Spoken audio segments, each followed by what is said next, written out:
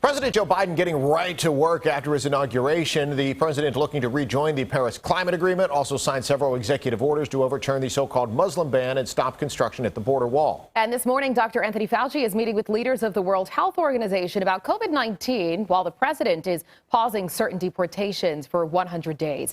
Weighing in on the importance of what Biden has outlined for his first 100 days, presidential scholar Allan Lichtman and reporter from The Hill, Julia Manchester. Thank you so much to both of you for joining us this morning. Lots to talk about. Yes. All right, so let's talk about this. 17 executive orders and actions from President Biden, and he's got some pretty ambitious plans for the first 100 days. The one that we certainly weren't surprised about is, of course, the 100 million doses for 100 million people or in the first 100 days. Do you think that these are overly ambitious? Do you think he's kind of setting himself up here? I'll start with you first, Allan. No, I don't. Look, difficult times, tragic times require bold action. And the rollout of the vaccine, like everything else that this administration touches, has been undermined, corrupted, botched. It is absolutely critical, if we are to get our other problems under control, that we deal with the pandemic, and the most effective way is reflected in some of his executive orders: mask wearing and getting those vaccines in the arms of people like me. You know, I'm 73 and I am desperately seeking vaccine. Julia, what about you? No, I don't think they're overly ambitious, and I think it's something that needs to be done. Look, this morning we just saw very dismal job numbers. Joe Biden is inheriting a very weak economy. On top of that, we've seen that this vaccine distribution has been botched to a certain extent, and a lot of Americans are really confused about the rollout. So I think you are going to see him really push for a centralization of this vaccine. As for the other executive orders he's issued, whether it was joining the Paris Climate Accords or rolling back that Muslim ban, these were initiatives that he pledged ever since the beginning of his campaign to do, and initiatives that will likely sit well with liberal members and centrist members of his own party. So this is very much Joe Biden trying to pledge from day one that he is going to try to follow up on these agreements. Now, these executive orders are relatively easy for him to do with the stroke of a pen. It will be different, though, when he tries to pass the stimulus and has to deal with progressives in his party as well as Republicans in the House and the Senate. Julia, I'll start with you, and then, Professor, you can feel free to weigh in as soon as Julia gives her response. I want to look at the bigger picture here, because you've covered the campaigns, you've covered Congress, you know how this works.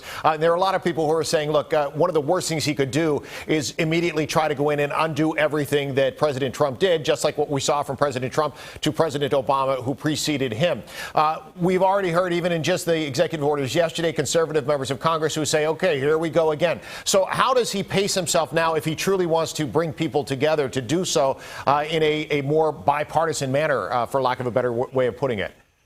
You know, that's a good question. It's a little difficult to answer right now because Joe Biden is really walking a very fine line. Like I said before, he's not only trying to appease progressive members of his own party, but also his own establishment Democratic Party, which he is very much a part of and very much the head of. He's also trying to reach out to Republicans. However, Joe Biden and his spokespeople have been saying for weeks now, and really throughout the campaign, that he is a good deal breaker, or a deal maker. He has been able to reach across the aisle, whether it was when he spent decades in the Senate or when he was vice president, was really working with Senate Republicans as as a bit of a go-between between then and the Obama administration. Sure. So he is really saying that he can do this. Professor, anything you want to add there? Yes, there is no way, no matter what he does, even if he didn't repeal any of Trump's executive orders, he is going to appease the conservative members of Congress. That's not going to work. Two, what this shows is the whole fragility of the Trump administration. Because he couldn't work with Congress, supposedly the great deal maker, he had to act by executive orders, which naturally, with a Democratic administration, are going to be overturned. Finally, to get things done, Biden does not need the most conservative members of the Republican Party, who he would never get anyway. He just needs to bring over a few of the middle of the road Republicans, work with the Lisa Murkowskis, the Susan Collins, the Mitt Romneys, the Josh Hawleys. Forget it. Doesn't matter what Biden would do.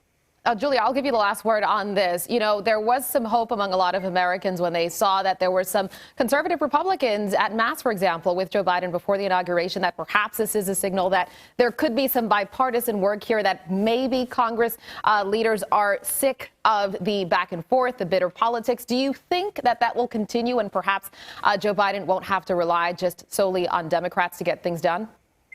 I think it's going to be difficult for him to work with the more conservative parts of the party. Inviting these Republican leaders to mass was really just a show of unity, and I think was important to show the American people after the events of 2 weeks ago at the Capitol building. But, Joe Biden, like Professor Lichtman said, is going to have to really work with the more moderate Republicans, and we're already seeing that happening, like him inviting Mitt Romney and Rob Portman, who maybe is a little bit more conservative, over to the White House to work on these economic issues that he wants to tackle. At the same time, though, he's already facing progressive doubts about that. Jeff Merkley was on CNN, a very progressive senator, saying that progressives aren't being given a seat at the table as of yet. Okay. Complaints are so commonplace in politics. You'll hear them all the time. Yeah, I don't think that's going away anytime soon. All right, presidential scholar Allan Lichtman and reporter from The Hill, Julia Manchester. Always appreciate talking with you guys and getting some insight. Thanks for talking to us this morning.